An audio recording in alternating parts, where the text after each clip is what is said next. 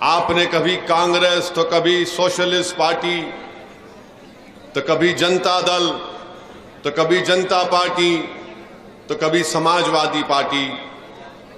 मेरे अजीज दोस्तों और बुजुर्गों, हम और आपने कुछ हासिल नहीं किया। जिसको आपने वोट दिया आपने उनकी किस्मत बदल दी। जिसको आपने वोट दिया उनको आपने लखनऊ की गद्दी पर बिठाया तो कभी आपने दिल्ली के तख्त पर उनको बिठाया। मगर जिसको आपने अपना वोट दिया, जिसको आपने अपनी दुआओं से, अपनी मेहनत से कामयाब किया, उन सब ने मिलकर हमको बर्बाद करने की कोशिश की।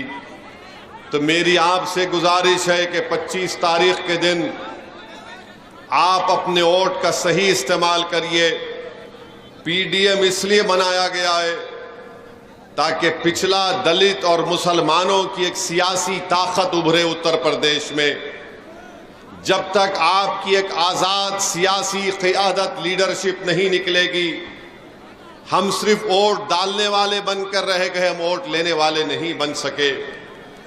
हम एक एटीएम की मशीन बन चुके हैं कि कोई आकर उस एटीएम में पासवर्ड डाल देता है कि फिरका परस्त ताकतों को शिकस्त देना है, तो हम डर के मारे उनको वोट देते हैं।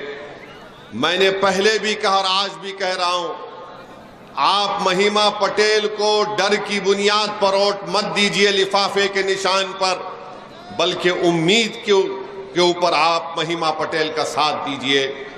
आप असदुद्दीन ओवैसी और पल्लवी पटेल का मोदी या आरएसएस या योगी के डर की बिना पर साथ मत दीजिए, बल्कि पूरे उम्मीद होकर आप असदुद्दीन ओवैसी और पल्लवी पटेल का साथ दीजिए।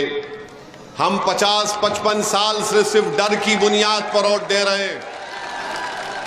मैं आपसे बता रहा हूं कि आपको डरने की जरूरत नहीं है। उम्मीद की बुनियाद पर आप वोट दीजिए।